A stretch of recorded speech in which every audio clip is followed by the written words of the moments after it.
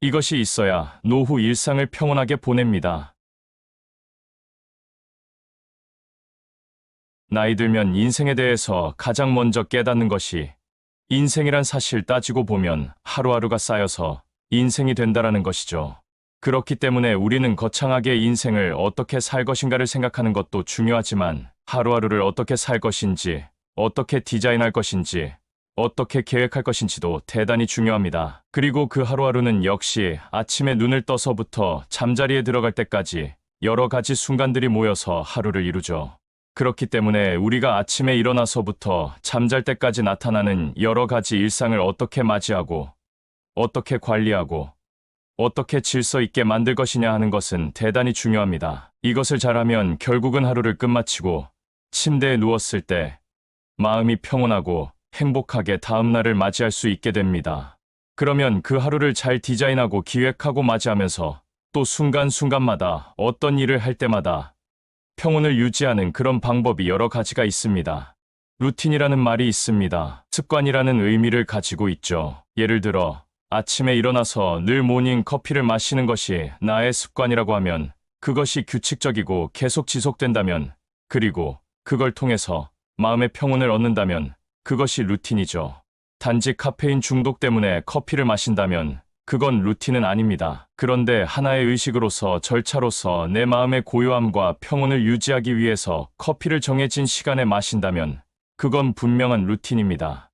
사실 루틴이나 징크스나 비슷한 것 같지만 좀 다릅니다. 징크스는 부정적인 자기 암시입니다. 이렇게 하니까 망하더라. 예컨대 시험날에 미역국을 먹으니까 점수가 안 좋게 나오더라 하면은 그것은 미신적인 믿음의 징크스라고 하죠. 반대로 루틴은 나는 어떠어떠한 것을 하면은 마음이 평온하더라. 마음의 질서가 잡히더라. 이런 긍정적인 자기 암시가 루틴입니다. 우리는 나름대로 가치가 있고 의미가 있는 이것을 이용해 볼 필요가 있습니다. 그런데 의외로 세계적으로 유명한 사람들, 세계적이 아니더라도 우리 주위의 유명인들 거의 대부분이라고 할 정도로 루틴을 가지고 있습니다. 우리나라 세계적인 선수 김연아 선수도 그런 루틴이 있죠. 김연아 선수는 빙판에 나가가지고 게임에 들어가기 전에 시계 방향의 반대 방향으로 한 바퀴 돌고 경기에 임하는 것이 그 나름의 루틴이라고 합니다. 그렇게 하면 마음이 다잡아지고 평온해지면서 이제 드디어 시작을 한다 하는 것을 알리는 것이죠. 그뿐 아니라 우리나라 국민들이 거의 다 알고 있는 서장훈 선수는 굉장히 깔끔하고 엄청나게 정리정돈하는 사람으로 소문나 있습니다. 그것조차 본인의 루틴이라는 거죠. 즉, 큰 전쟁을 앞두고, 큰 경기를 앞두고, 큰 대사를 앞두고 우리가 목욕 재개하는 그런 마음가짐으로 그분은 그렇게 깔끔하게 정리정돈을 해야만이 마음의 평온을 갖는다는 것입니다. 그래서 이 루틴을 우리가 잘 활용하면 오늘날과 같은 이 험난한 시대를 살아가는데 아주 요긴할 수 있습니다. 요즘 하루는 너무나도 불안합니다. 여기저기 뉴스에는 온갖 극악무도한 사건들로 가득 채워져 있죠. 이렇게 늘 불안하고 짜증나고 분노하고 정말 마음이 흔들리는 이때 나름대로의 마음의 평온을 갖는 것은 매우 중요합니다. 그것뿐만 아니라 일반 직장인들도 허겁지겁 그냥 엘리베이터를 탈 때부터 그냥 1분 1초를 다툽니다. 어쩌다가 엘리베이터 한번 놓치면은 지각하는 경우도 많죠. 지하철을 타고 버스를 타고 그리고 직장에 도착해서 허겁지겁 일을 하다 보면 하루를 망칩니다. 그렇기 때문에 아침에 일어나서부터 마음의 질서를 잡는 나름의 루틴을 가지고 평온한 가운데 질서 있게 순서 있게 하루를 생활하는 것은 매우 중요합니다. 그렇다면 루틴은 어떻게 짤 수 있을까에 대해서 나눠보고자 합니다. 우선 루틴은 시간을 기반으로 짤 수 있습니다. 시간을 기반으로 일어나면 무엇을 하고 몇 시에는 이것을 하고 몇 시에는 반드시 잠을 잔다라는 식의 루틴입니다. 그렇게 마음의 평온을 갖는 겁니다. 그래서 시간으로서 이 루틴을 삼을 수도 있습니다. 두 번째는 순서로 루틴을 잡을 수 있습니다. 예컨대 나는 아침에 일어나서 반드시 모닝 커피를 마시고 그 다음에 무엇을 해야 된다 이러면 이것이 순서에 의한 루틴입니다. 꼭 아침뿐만이 아니라 예를 들어 점심 식사를 한 이후에 5분 정도 반드시 명상을 해야만이 오후에 마음의 평온을 찾는다 하면 그것도 순서에 따른 루틴입니다. 그 다음에 세 번째는 정리정돈으로 루틴을 삼을 수 있습니다. 서장훈 선수와 비슷하게 정리정돈함으로써 루틴을 삼는 사람도 의외로 많습니다. 중국 시대의 공자도 돗자리를 깔고 앉을 때에 그 돗자리가 조금 더 이렇게 삐딱하게 되면은 앉지 않았다고 합니다. 반드시 바르게 깔린 돗자리에만 앉았다는 얘기죠. 이것이 삐뚤어지면은 스스로의 마음에 혼란이 오기 때문이라고 합니다. 그래서 이렇게 정리정돈을 가지고 루틴을 삼는 경우도 있습니다. 그리고 네 번째는 도구를 이용한 루틴입니다. 예를 들어서 커피, 차는 반드시 무엇을 사용해야 하고 남의 것을 사용하면 그것이 기분이 찜찜해서가 아니라 왠지 오늘 마음의 질서가 흐트러지는 것 같다 하는 사람은 그 도구가 루틴이죠. 예컨대 볼펜 같은 것도 마찬가지입니다. 나는 어떤 볼펜만을 꼭 사용한다.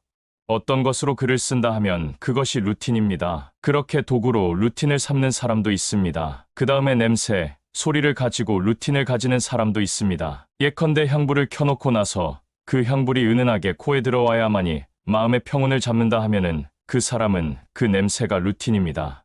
어떤 음악을 들어야만이 내 마음의 평온을 잡는다 하는 사람은 그것이 루틴이기도 하죠.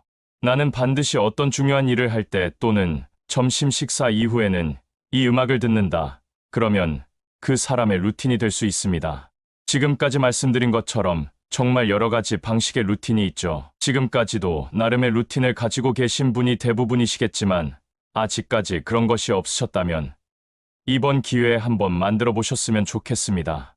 어쩌면 아침에 루틴 없이 그냥 무질서하게 생활하다 보니까 그 연속선상에서 하루가 무질서하게 돌아가고 그러다 보니까 그냥 무질서하게 잠자리에 들어가고 그렇게 됨으로써 하루하루가 별 의미 없고 무가치하게 느껴지고 그것이 쌓임으로써 삶 자체가 무질서하게 느껴질 수 있습니다.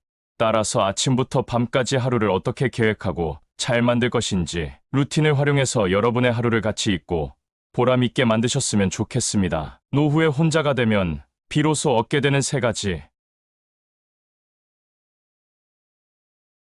사람들에 치여 살아서 가족이고 친구고 배우자고 다 부질없기에 이제는 멀리하고 싶을 때가 있습니다. 그러고 보면 사는 게 고생이란 말은 바로 인간관계 때문에 생긴 것이 아닐까 싶습니다. 몸이야 힘들면 쉬면 회복되지만 사람들로부터 받게 되는 스트레스는 회복되기가 쉽지 않을 뿐더러 안에서 차곡차곡 쌓여 결국 마음의 병을 만들게 되죠. 요즘엔 다들 그렇게 서로 못 잡아먹어서 그리고 또 깎아내리지 못해서 안달인지 모르겠습니다. 자의로든 타의로든 혼자 떨어져 있게 돼서 그 고독감이 두려워 떨고 있는 분들이 많습니다. 이제는 전혀 불안해하거나 두려워하실 필요 없게 됐습니다. 더 많은 것을 얻게 될 수 있어서 그렇게 혼자 있게 되었으니 말입니다. 고독한 사람은 성공합니다. 혼자인 사람을 우리는 외톨이라고 부릅니다. 그렇게 안타까운 시선으로 혼자인 사람을 바라보지만 정작 그들을 바라보는 자신들은 무리 속에서 하나도 행복해하지 않습니다. 그 속을 벗어날 용기가 없어서 또는 그저 익숙함에 젖어서 지지고 볶으며 아둥바둥 버텨가고 있을 뿐입니다. 자발적 외톨이가 늘어가고 있습니다. 외톨이라는 말 속에는 여러모로 삐뚤어져 다른 사람들로부터 따돌림을 받는 사람이란 부정적인 의미를 담고 있지만 자발적인 외톨이는 전혀 다른 사람입니다. 자발적으로 혼자가 된 사람은 혼자서도 행복하게 잘 즐기며 살고 있을 뿐만 아니라 여럿이 함께할 때도 잘 지낼 수 있습니다. 우리가 말하는 혼자인 것을 잘 즐기는 사람은 은둔형 외톨이가 아니라 혼자일 때와 또 여럿일 때 그렇게 균형을 잘 맞춰 살아가는 사람이기 때문입니다. 그래서 나이 들어서는 당당하게 혼자일 수 있어야 합니다. 그래야 말년이 활짝 피기 때문입니다. 고독함 속에서 누구보다 행복하게 살아갈 수 있는 사람들이 도대체 무엇을 얻어서 그렇게 살아갈 수 있는지에 대해 말씀드려보고자 합니다. 첫 번째, 언제든지 떠날 수 있는 자유. 여럿이 함께 할 수 없는 것이 바로 내가 떠나고 싶을 때 떠나는 자유입니다. 아무리 마음 맞는 친구들이라도 일정을 맞추고 또 모두가 마음에 드는 여행을 하기란 쉽지 않습니다. 어딜 가서 구경하고 어딜 가서 다 같이 입맛에 맞는 음식을 먹을지도 고민이죠. 각자가 조금씩 희생을 해야 그나마 여행을 잘 마칠 수 있을 겁니다. 반면 혼자 떠나는 여행은 자신을 새롭게 발견하는 과정이고 또 자유가 주는 기쁨을 온전히 누릴 수 있는 시간입니다. 혼자 떠나는 여행이라고 해서 꼭 몇 박 며칠이 아니라 당일치기도 가능합니다. 그렇기에 새로운 공간에서 우리는 전혀 뜻하지 않게 관심을 보이는 스스로를 발견할 수 있습니다. 우리가 생각지도 못한 것에 관심이 있고 좋아한다는 사실을 안다는 건 우리에게도 신선한 충격입니다. 그래서 우리에게 언제든지 훌쩍 떠날 수 있는 자유, 그 자체는 우리의 시야를 맑게 해줍니다. 온전히 자신이 원하는 속도로 걸으며 새로운 것에 눈을 맞출 수 있습니다. 다른 사람의 속도를 맞추거나 보고 싶은 것을 뒤로 한 채 서둘러 발길을 옮길 수밖에 없었던 적이 꽤 많습니다. 이제 혼자라면 우리가 원하는 곳에서 몇 시간이라도 쭈그려 앉아 있을 수도 있습니다. 두 번째, 자아가 단단해진다. 혼자인 사람은 문제가 생겼을 때 두리번거리지 않습니다. 마치 본능적으로 혼자서 처리해야 하고 또 전에도 그랬듯이 이번에도 혼자서 해낼 수 있다고 생각합니다. 혼자라는 것은 물리적으로 누군가와 거리를 두고 떨어져 있다는 것뿐만 아니라 정신적으로도 모든 일들을 혼자서 돌파해내겠다는 굳센 의지의 반영이기도 합니다. 불평불만을 드러내며 투덜대지도 않습니다. 그렇게 하나하나 아주 사소한 일에서부터 직접 해결해가면서 자신에 대한 믿음이 점점 두터워지죠. 누구도 아닌 자신을 신뢰한다는 것만큼이나 세상 살아가면서 든든한 배경이 또 있을까 싶습니다. 그래서 늘 쾌활하고 긍정적이면서 당당할 수밖에 없습니다. 어떤 비바람이 불어도 잘 버텨내는 한 그루의 뿌리 깊은 나무처럼 어떤 일이 닥쳐도 의연하게 대처할 수 있는 능력을 갖춰가게 됩니다. 세 번째, 스스로에게 몰입할 수 있는 기회가 생긴다. 하루하루 변화하는 자신을 보는 기쁨을 누리는 사람들이라면 몰입의 힘이 얼마나 강한지 잘 아실 겁니다. 자신이 하고 싶었던 것에 그야말로 미친 듯이 신들린 듯이 빠져들어 에너지를 쏟아붓게 되면 놀라운 변화와 성장을 이루게 되죠. 코로나19로 인해 바깥 출입이 자유롭지 않자 집에서 혼자 즐기는 새로운 길을 모색하는 분들이 많이 생겨났었습니다. 그림을 그리기 시작하거나 어플을 통해 독학으로 악기를 배웁니다. 또 글을 쓰거나 캘리그라피를 익히는 분들도 계십니다. 여럿이 함께 해야만 즐거운 일인 줄 알았는데 뜻하지 않게 혼자 하는 즐거움과 몰입의 참맛을 경험하는 기회를 갖게 된 것입니다. 이를 넘어서 지금 미국에서는 대퇴사 현상이 벌어지고 있습니다. 너도 나도 사람들이 자발적으로 직장을 그만두고 있습니다. 작년에는 매월 평균 390만 명이 직장을 그만두었는데 최근 한 달 동안에는 무려 450만 명이 그만두는 초유의 기록을 세웠습니다. 코로나로 인해서 완전 봉쇄 기간 동안 회사에 나가지 못하고 집에서 일하는 것에 적응이 되면서 다시 출퇴근하려니 사람들과 같이 생활해야 한다는 그 사실을 참지 못하고 회사를 그만둬 버리는 겁니다. 새로운 라이프 스타일, 새로운 세계를 맛봤는데 다시 과거로 돌아갈 수는 없다는 이유가 가장 크지 않을까 싶습니다. 사람들이 고독의 참맛을 드디어 맛보게 된 겁니다. 인생은 혼자 왔다 혼자 가는 거라지만 인생에서의 성공도 행복도 그리고 평화도 혼자 있을 때만이 가능합니다. 혼자 있는 시간이 주는 힘을 믿으시고 좀 더 적극적으로 무리에서 벗어나 자신에게 몰입해보면 어떨까 싶습니다. 영상을 보신 모든 분들의 꽃피는 말년이 되시길 진심으로 바라겠습니다. 나이 들수록 말 잘하는 사람이 되는 4가지 원칙. 나이 들수록 가장 중요한 것은 말하는 방식이라는 것을 아실 겁니다. 사실 나이 들면 조심해야 할 것은 한두 가지가 아니죠. 젊은 사람들은 자꾸 꼰대라고 핀잔을 주고 우리 스스로는 나이 든 사람답게 처세의 방식이 달라야 한다는 생각도 듭니다. 그래서 제대로 나이 들어가려면 우리는 대화의 원칙을 반드시 기억하고 지켜야 합니다. 나이 들면 지갑은 열고 입은 닫으라는 충고가 요즘 유행입니다. 그럴수록 더 매력적인 사람으로 거듭나기 때문이죠. 멋있게 나이 들어가는 사람들은 말하는 방식에도 공통점이 있었습니다. 첫 번째는 경청입니다. 말하는 방식인데 왜 경청이 중요한지 모르시는 분들이 많습니다. 하지만 대화의 기본 원칙 중에서 잘 들어주는 것의 중요함을 아시는 분들은 항상 공통적으로 경청에 대해서 강조합니다. 말 잘하는 방법은 오히려 말을 하지 않는 것이 하는 말이 있습니다. 단순히 말을 하지 않고 가만히 있는 것이 아니라 상대방의 말을 귀 기울여 듣고 세심하게 듣고 있다는 느낌을 대화 상대에게 주는 것이죠. 그래야 어떤 사람들이든 신나서 자기 이야기를 하게 되고 그것을 들어주는 그 사람이 멋지게 보이는 것이죠. 말이 되든 안 되든 그냥 상대방의 말을 많이 들어주면서 고개 끄덕끄덕하면 끝입니다. 경청은 너무나도 쉽지만 그 영향력은 어마어마하죠. 두 번째는 허허 하고 웃는 것입니다. 사실 대화라고 하는 게 들어서 기분 좋고 말해서 기분 좋으면 그것으로 끝나는 겁니다. 심각할 것도 없습니다. 그런데 어떤 분들 보면은 괜히 핏대 올리고 뭐 콩나라 팥나라 자꾸 이야기를 하고 그러다 보니까 꼰대 이야기를 듣게 됩니다. 젊었을 때는 따져도 괜찮지만 나이 들어서 따지고 들면 사실 보기 흉합니다. 그래서 나이 들수록 대화를 나눌 때는 그냥 우선 넘겨야 합니다. 말도 안 되는 소리 하는 사람들 살다 보면 넘쳐납니다.